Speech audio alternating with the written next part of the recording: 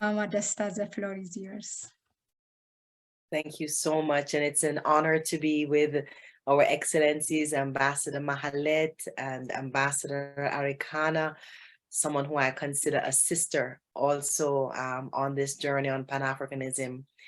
I am really moved by the words of both ambassadors, sisters, because it's relevant, it's true, it's timely, but it's tiring for us to keep saying this and beating down these walls year after year after year in 2021.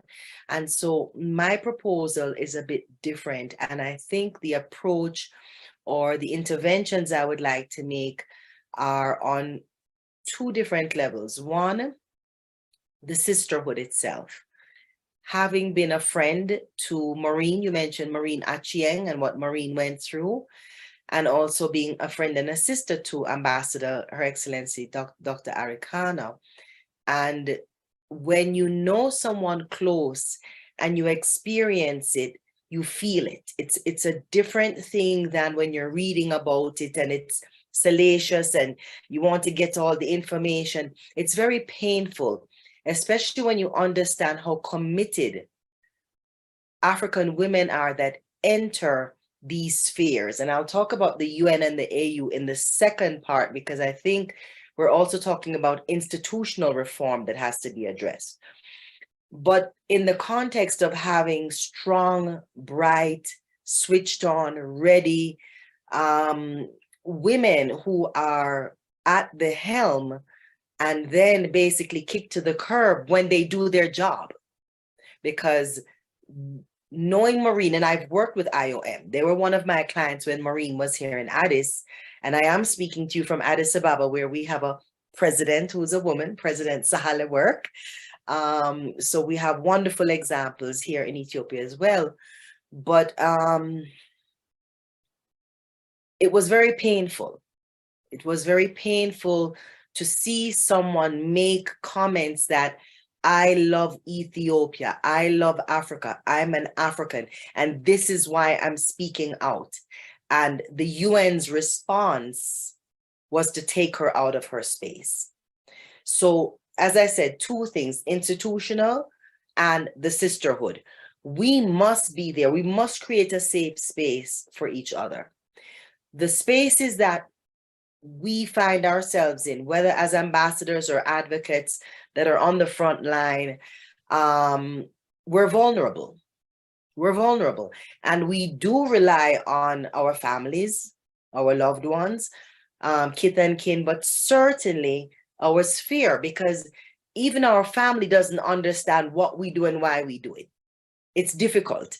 You know, you're working how many hours a day, you're giving this much, you're giving, they don't fully understand the sacrifices that are being made for the greater good. And so if we can ensure that before women are even entering the diplomatic corps or the UN, these institutions can have a space where they're learning certain skills, if you will, a separate skill sets that allows them to go in, I think the survival rate and our ability to do our job without compromising is possible. When I entered law school, I was, well, first of all, I was a pre-med student and I had no mentors. And I stepped away from pre-med because I said, I just can't take this. This is not me. As much as I love people and want to heal, I didn't have a mentor to help me discern between my personal self and the profession. However, when I went to law school, started my Juris Doctorate, I did have a mentor. She was the only Black female law professor at the University of Florida College of Law. And when I went to her and I said, Professor Jacobs, I can't do this. I cannot subscribe to these laws that are so racist, so wrong. And she said, let me tell you something. Do you know what it took for you to get in here? You know how many thousands you competed against? And at the time, I was a mother of 10. My twins were barely a year old. So she said, you need to separate your mind. You're not compromising and forgetting, but when you're tackling, and this goes to what Ambassador Arikana said, right? You have to be prepared and be strategic. And sometimes you have to play the game.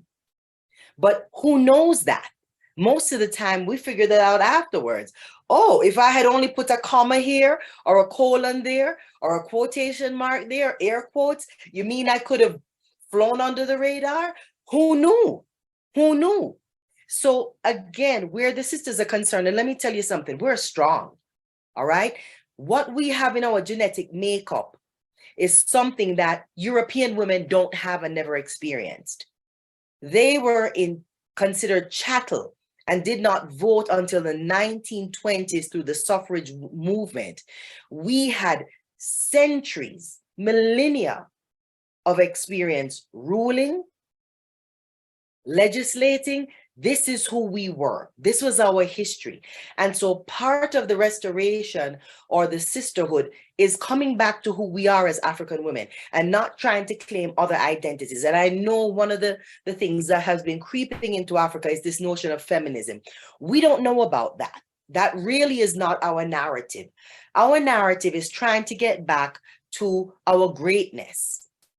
Dr. Arikana mentioned Ya Asantewa before. Powerful story. There's Nzinga, there's Candace, there's Taitu. We have endless amount of women to show what our history and hence what our trajectory should be. So if we begin to tap into that power, tap into that strength, tap into our own identity, not an identity that has been appropriated on us, but what we know when we look in that mirror, we don't see blonde hair, blue eyes.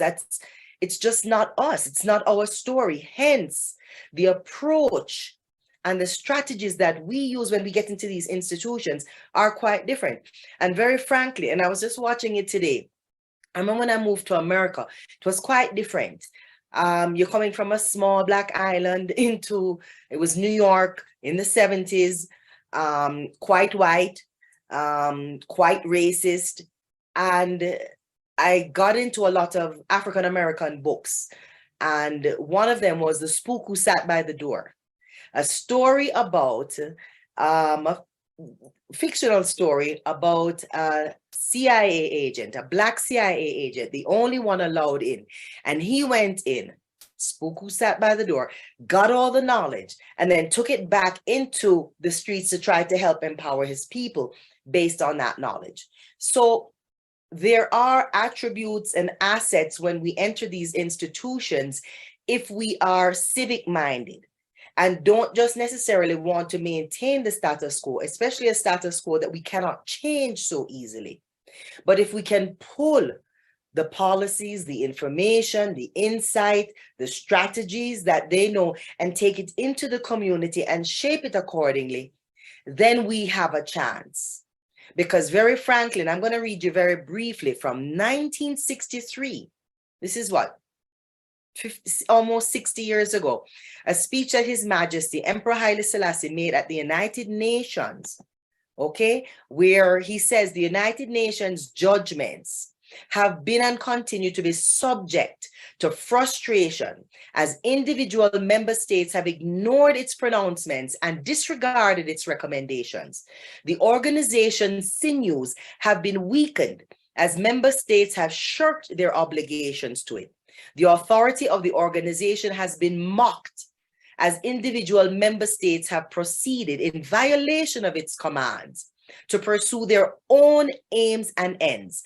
The trouble which continues to plague us virtually all arise among member states of the organization, but the organization remains impotent to enforce acceptable solutions. As the maker and enforcer of the international law, what the United Nations has achieved still falls regrettably short of our goal of an international community of nations. This does not mean that the United Nations has failed.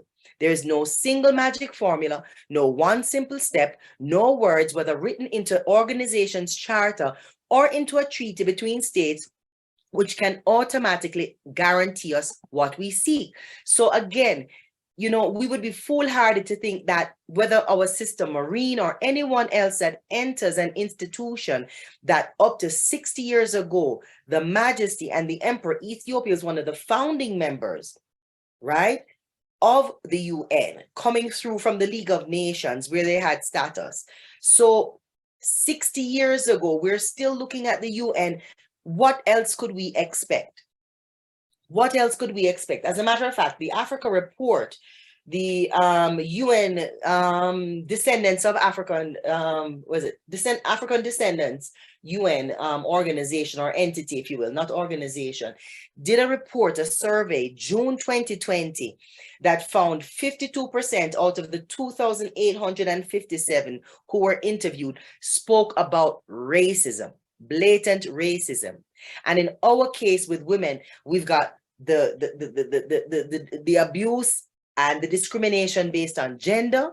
It's based on race. It's based on our hair. Don't try and go into the AU or the UN with nappy hair on your head because it's not professional. This is what my sisters have told me. Okay, it has to be. There was an old saying, I learned it when I went to America. They call it fried, dyed, and laid to the side. That's the epitome. That is the epitome of success and a professional woman, not one with braids or an afro or locks or anything else. So bottom line is that we are going to institutions as Africans, and trust me, Maureen Achieng was a Pan-Africanist.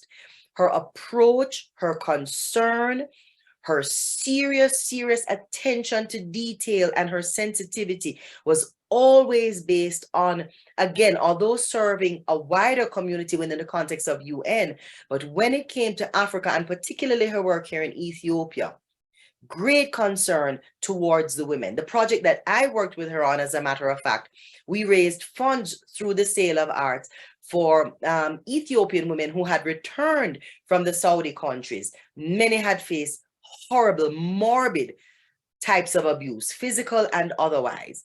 So this is someone who was putting her money where her mouth was. She was not seeking fame or accolades or anything like that.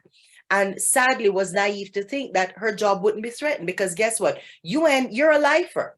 And that's why people usually toe the line.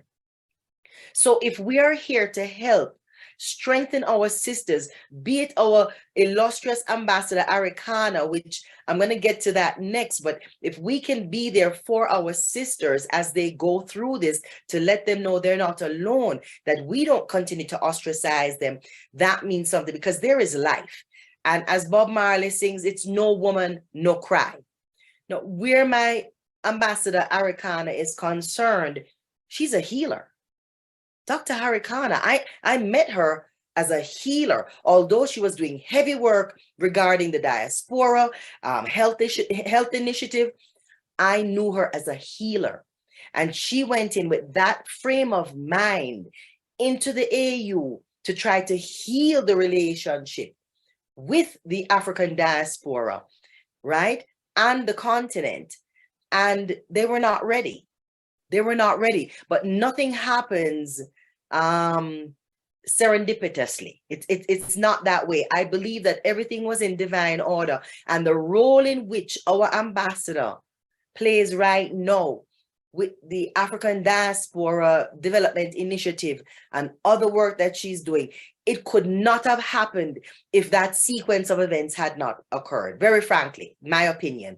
Because the AU, again, when you're in an institution like that, it does offer you a level of, it's a platform. It's a very important platform, okay? And it allows you opportunities to pursue certain things that otherwise you would not necessarily have without that AU endorsement, label, if you will. Now, juxtaposed to the UN, where the African Union is concerned, that's our organization. That was made by Africans, for Africans on the continent. Adamawi Haile Selassie, Nkrumah, Nyerere, we can name the brothers, the founding fathers. They did not foresee, nor did they intend, an institution where the invisible hand would have such a prominent place. Now, Africa is not a stranger to strategic alliances.